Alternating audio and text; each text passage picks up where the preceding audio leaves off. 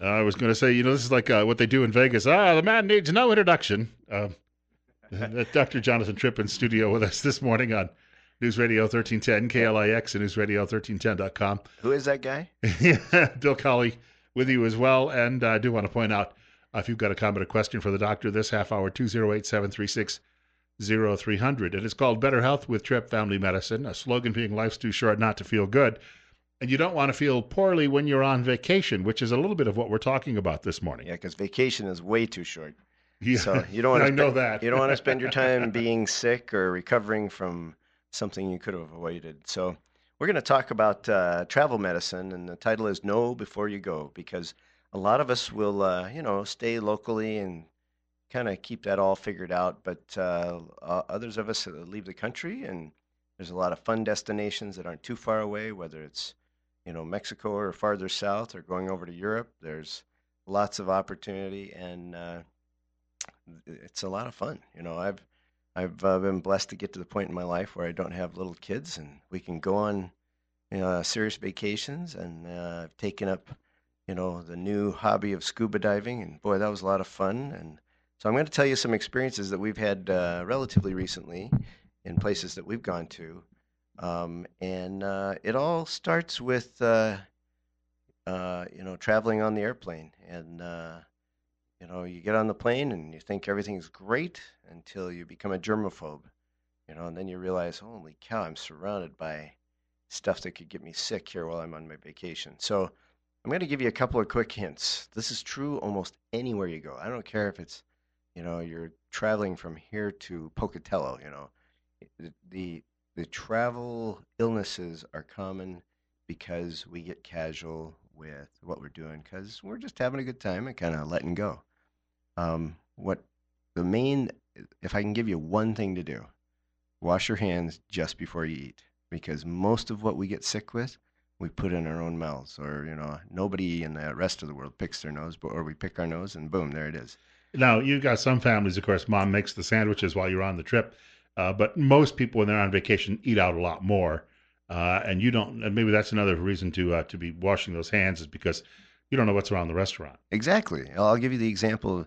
You sit down at the restaurant table. It's been wiped off, with a semi-clean rag that probably was used to wipe the last four tables, and swept onto the floor. And so you don't have grease, but you have plenty that's still left around there at the table. Or if you're on the airplane, your hands are exactly where everybody else's hands have been all day long in that airplane. Even if it gets wiped down, they're not going through it with great sanitizers, and you think, well, I'm only on the plane for a few hours. How bad can that be? And the answer is usually it's not very bad. But the moment that there is something that can, you contaminate with your hand and then put it either in your mouth, on your face, rub your eyes, something like that, now you've inoculated yourself with a new virus or a new bacteria that your body now has to fight off. And usually our body fights those off without us ever knowing we even had that illness.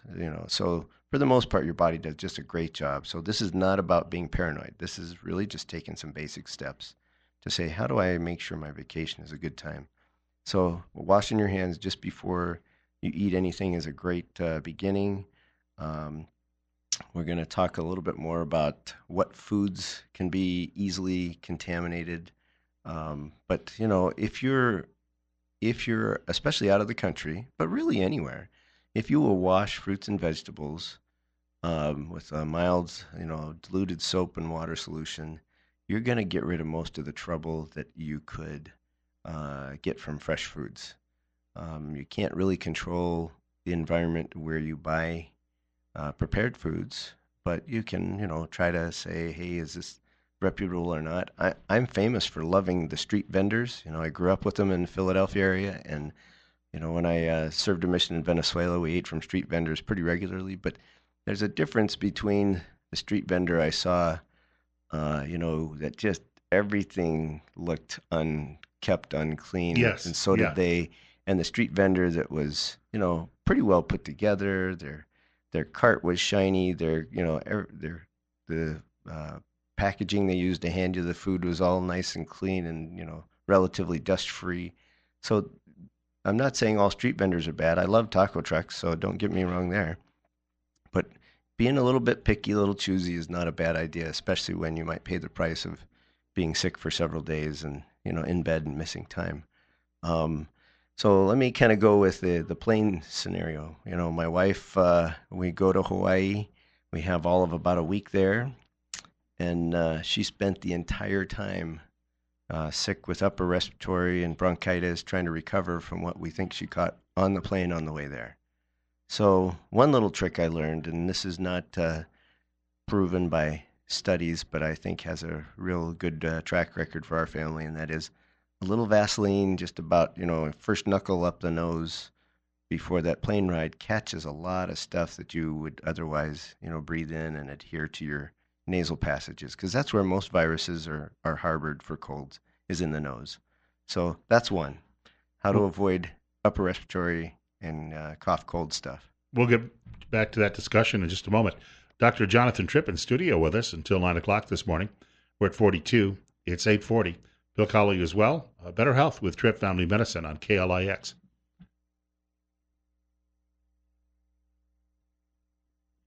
Dr. Jonathan Tripp in studio with us from Tripp Family Medicine in Twin Falls. It's coming up on 8:43. We're at 43. Magic Valley this morning and Better Health with Tripp Family Medicine. Remember, life's too short not to feel good. Bill Colley handling the telephones. And the doctor is also interested if you have perhaps a vacation horror story when it comes There to you go. Yeah. illness. Please feel free to share that. They always seem to happen at the most inopportune time. Anytime on vacation is inopportune. Yeah. There's an old play. It was made into a movie with Jackie Gleason and Ted Bessel called "Don't Drink the Water," and that's another one that comes up a lot. Montezuma's Revenge used to be Montezuma's Revenge. Yeah, yeah. that's a famous. Anything south of our border, I guess, qualifies for Montezuma's Revenge. But that's just a fancy word for traveler's diarrhea. So let me talk about that. Who doesn't like a good discussion on poop? Story. It's my whole working life. Um, Traveler's diarrhea is just simply diarrhea you have while you're traveling. But outside of our country, then when you get that, is different than the diarrhea we would typically see if somebody got sick here. Most of the time, here in the U.S., we're going to talk about a viral cause of a diarrhea, which we're going to say we want to hydrate, make sure, if somebody's having nausea, vomiting, and diarrhea, that we're finding ways to keep them hydrated, keep the nausea down so they can keep taking fluids in by mouth. And if not, we use IV fluids. But most of the time, we're not using antibiotics because it would actually make it worse. It'd irritate your stomach and your intestines worse. On the other hand, most of the time, about 80% of the time, when you get diarrhea outside of the country, it's actually a bacterial cause. And I learned this lesson 2 years ago, but then got retaught it this past week. I went down to Costa Rica for a lifelong friend's destination wedding, and they had about 60 plus people at this, kind of resort. Everybody was together, big happy family. But first, the groom got a little bit sick and let me know what was going on, and I was watching for others, and pretty quickly others started showing up with diarrhea, and so stories became shared. And the day of the actual wedding, we had people in bed. We had, um, people that were running back and forth to the bathroom all the time. And what's funny is the article that I reread relating to what to do to treat them talked about treatment is appropriate after the first distressing bowel movement. Whatever you want to call distressing, apparently it's pretty obvious, and it was to these people. So what was interesting is I couldn't even get a hold of medicines till we had about 6 hours to go till the actual wedding, which was an evening wedding on the beach. And we got mean people from the family that are sick and in bed, and so we got a hold of the medicines that I felt were appropriate, and everybody was able to attend the wedding, and most of them that were sick that day were dancing that night. So all together, the day of the wedding, I treated 10%, 6 people, and they were able to attend the wedding. So it's a quick recovery if you have the right medicine. So if you're going to travel, especially Central South America, come see us. Let's do a visit just on what you ought to have in preparation for your immunizations, medicines that we can prescribe here and you can take with you in case you run into, the traveler's diarrhea, what things to avoid, talking about mosquito illnesses. So there's a lot of things that we can talk about travel medicine. So the name Trip and travel should go easily together in your mind. So we'll talk about travel medicine. But come see us before you go.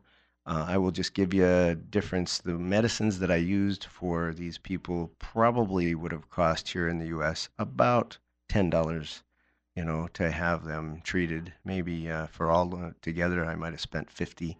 But getting that out of the country, we spent about $160 on the medicine. So it pays to have that figured out before you go. Most of the time, people are going to places like Costa Rica, and if they're going to Cancun, they stay though in a fairly prescribed area where it's a little bit better. The food might be cleaner, and but on the other hand, a lot of people are going on, let's say, mission trips, and they go into Sure. parts of the world Where during the they're course of the summer. they're at higher risk at that time. And the truth is, Costa Rica is considered one of the better places to go, the safer places. So I don't want to make it look like, oh, don't go there, you're going to get in trouble. No, it's just, when there's contamination of food, and we can get it here just as well, it's usually a bacterial contamination. There are other things like hepatitis that's foodborne that you can actually get an immunization for here in the U.S. And even if you have one, it's a series of 2 shots, one the first one and then 6 months later. So even if you have the first one several weeks before you go, you'll have some immunity to that. And that would be a big deal because that's a real serious illness that can actually be avoided. So let me skip to a couple of immunizations. We got a caller first. Okay, go right ahead. Caller looking to join us. It's 8:48, and you're on Better Health with Tripp Family Medicine. Go ahead. Good morning, gentlemen. Could you address hand sanitizers, alcohol-based or non-alcohol, please? Love it. Okay, the alcohol-based hand sanitizers are effective, not as effective as soap and water. So the reality is they're convenient. If they're sitting at the front of a restaurant as you walk in, it's not a bad idea to use it. I personally don't like it because I get the taste of the alcohol later, when I'm eating. But in general, if you're in kind of a public location, you have a chance to use that unless you have terribly dry skin, which the alcohol is rough on. I would say they're a great thing to do to kind of clean up along the way. If you are saying which is actually better, the soap is better. It's still better. And the antibacterial soaps, our FDA finally came out and said about, I think it's later this year, they're no longer allowed to be manufactured. So you'll still see them on the shelf for a while, but they have found that they have developed some resistance throughout the population by having that antibacterial component in the soap. So You're probably not likely going to be able to, by the way, if you're going out of the country, for instance, take your hand sanitizer on a flight. you have to have anything you have has to be less than 3 ounces. So the hand sanitizer is considered a gel. So you could take that with you in a small container, and they are available. A lot of kids have them on backpacks and whatnot. So I've seen that, but so that is kind of a nice thing to carry with you. But if you're going to be around restaurants, you're going to have soap and water, and I think that's actually still a better choice. Let me talk to you about immunizations. It depends on where you're going, but if you look on the U.S. State Department website or the Centers for Disease Control, or just for travel advisory where you're going, you'll have various things. Typhus or typhoid fever is one that you can get a shot for that lasts you for about a year and a half, 2 years. But there's actually a short series of pills you can take if you do it several weeks before you go. That gives you 5 years of immunity. So they're better choices, especially if you ask and prepare ahead of time. In fact, our local health department, the South Central District Health, can provide you that information and those immunizations. So they're a great resource that way. Hepatitis A, I spoke about. There's other ones like yellow fever that can be completely avoided, but can be pretty devastating diseases if you're not aware. Malaria is one that is common in almost any tropical area. This is where you get concerned about those people on mission trips because they're often exposed to that malaria and dengue fever and a lot of these things that we don't hear about in this part of the world. Exactly. And it's terrible stuff. I mean, it's really hard to recover from and pretty easy to avoid with treatment. And it depends on where you go, because there are places that we visit as U.S. citizens pretty regularly that have malaria, but it's a small enough threat that they don't even recommend treatment for it. But then there's others that you'd say, well, they're not too far apart destinations, and the recommendation is, oh yeah, you get treated before you go, while you're there, and after you come home. So, this statement of know before you go really is better. And now we have things like Zika virus that has really dropped out of the media, but is still present. Hmm. So if you're pregnant, this is a tough one. Do you travel to the Caribbean and Central and South America? And the answer is, well, let's talk with your doc about really what's going on. Or are you planning on being pregnant in the next, 18 months? Those are things that Zika virus has an impact on. So by no means would I say don't travel. It's just be aware and be prepared, and your travel will be less eventful. You won't be slowed down. You won't be recovering during your trip, and you'll be able to enjoy it. So that's really, if you're prepared, you can have fun, and you're not spending time, being sick or recovering. So I guess my big message is, if you're going to go out of the country in particular, come see us. Let's make a plan. Let's figure out what you need to do, and we'll use the resources that are available to us locally. And if we need to go further than that, we can do that too. Yeah, the dengue fever, I remember reading about that when you'd read about the old African explorers. And of course, a lot of people were going in there from Europe and they didn't have any immunities. And they would come down with this. And it was just, sweeping through a lot of these. The explorers would go in there when they'd have their retinue and they'd be going through the jungle. And within a matter of weeks, their retinue would be down to just a few people. Yeah, no, it's life-threatening. And, the beginning of the Zika virus, if you have symptoms, isn't too different from dengue fever. So it does take some distinguishing and trying to figure out what's what. So those are, and we have people that go and come back and say, oh, what are you looking for? Well, you're looking for a fever. You're looking for a rash. And by the way, when I came back through customs in Houston, they had a big screen talking about pay attention to fever, pay attention to rash, because measles is on the rise. And, measles has, most people will go through measles and recover nicely, but it has some long-term effects, and in a rare case can actually cause death. So, what are you looking for? Well, it's a specific kind of rash, as is the Zika virus rash, but they both start the same, with a fever and a rash. I So, had a brother-in-law who was on business in a country off the coast of Africa many years ago, and he got violently sick. He discovered, though, very quickly that there weren't a lot of great hospitals to treat him in that part of the world. Isn't that the other part of this, though? Is we don't really you trying to find somewhere that's reputable is not easy. no, no. And, again, Costa Rica, we got sick there, but you could get sick here. And Costa Rica actually has pretty good a hospital system, as do a fair number of the Central or South American countries. But you're at a farther distance. You have, a big question mark. Can you speak Spanish? Can you speak the language that's there? Do you understand what's going on? Can the doctor or the nurse speak English?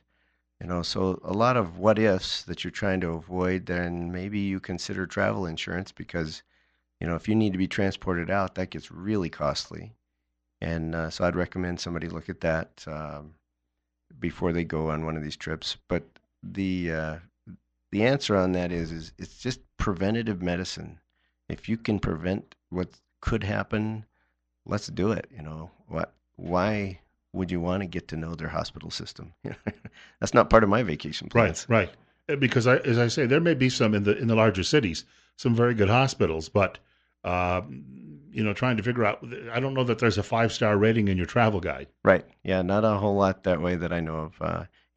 In contrast, I have a patient who's in the Cancun area and had stroke-like symptoms, and was contacting me by cell phone saying, "Hey, what do we do?" And I gave some recommendations of this is what should happen, and yes, go to the hospital. And sure enough, they had great care. They got the same studies done, the same information, good advice from the local ER doc and neurologist. So they even had a specialist to help out. And so, And the beauty is they did it probably at about a tenth of the cost as if they did it here. So that was a nice sideline. But if you need help, go seeking help. Don't try to avoid it because you're afraid of who you might run into. Because there are very good doctors, in foreign countries, but obviously I'm staying in Twin Falls. If a guy shakes a rattle over you, though, you might have a second thought Yeah, about I'd move on to a second opinion. Yeah. Yes. So let's tell folks how they get to our office. We are on Fillmore Street, across from the post office on the north side of town. I had a patient show up yesterday that heard go across from the post office and went downtown, so they were a little late coming to the office. So it's on the north side, and so Fillmore Street, and our phone number is 208-933-4400, 208-933-4400. If you are looking for advice on how to get in better shape this spring and summer, how to maintain your new program of exercise without getting injured, come see us. If you're going to travel somewhere, let us talk to you about what to do, how to prepare for that. If you want to get involved in scuba diving, I have a good instructor we can talk to you about. But we have a lot of fun. We have great providers. We have a female provider, Lauren Bostrom, who is super smart and a sweetheart. Jeremy Daly has been with us for about 3+ years, and he has great experience in ER as well as in clinic. So you have a really good knowledge base of providers in our office, and we actually do try to get to know who you are. So it's a great place to be. I was going to say, if you're going on vacation, even if you're only going to McCall for a week, you might want to actually look through a few things and ideas of what you might need to take along, because you never know. Even I was in Maine one time. I ate some seafood and I came down with a nasty illness. Yeah. Nope. Yeah. Look at what you need, what you might need, and be prepared. You don't have to have the whole pharmacy with you, but it's good to know before you go. And if you want to know more about us, look at our website, trippfamilymedicine.com. I want to thank Dr. Jonathan Tripp for dropping in this morning. Better Health with Tripp Family Medicine. We're at 8:59. News is coming up next from Fox, and also Benita Baeza from the News Radio 1310 KLIX newsroom with a local update and one more hour of Magic Valley This Morning.